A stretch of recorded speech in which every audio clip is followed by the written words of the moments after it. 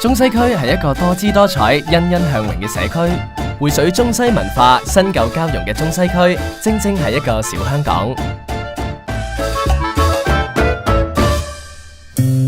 主要涵蓋中環、金鐘嘅中區，係香港作為國際商業金融中心嘅主要動脈，亦係行政、立法同司法機構嘅重要基地。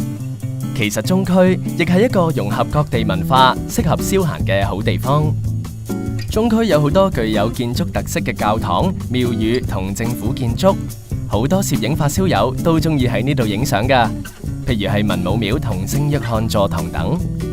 散發懷舊味道嘅摩羅街有好多舊時香港嘅古董玩意，有好多古玩收藏家同遊客都中意嚟呢度尋寶。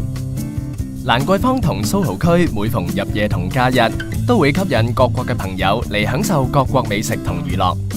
想過得休閒一啲，可以到山頂行下，親近一下大自然。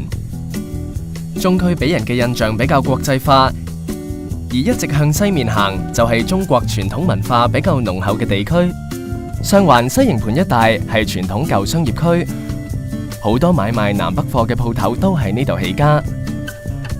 海味街、藥材街彌漫住一陣濃郁嘅味道，令人回想起老香港嘅日子。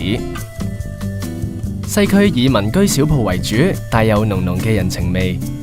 即係我哋係做開美行業，做咗35年，做生意呃咗人哋咧，就自己都唔開心。喺1919年開業，到而家95年，通常舊底啲人買嘢或者咩咧，見面建立個感情啊，大家見到面都好似老朋友咁。嗰個潮州阿伯咁啊，佢啊送個潮州嘅茶壺咁啊，都係帶屋企攞嚟紀念下啦。就算咧嗰個阿媽媽唔行得唔嚟得，都指定話你一定要去嗰度買下咁。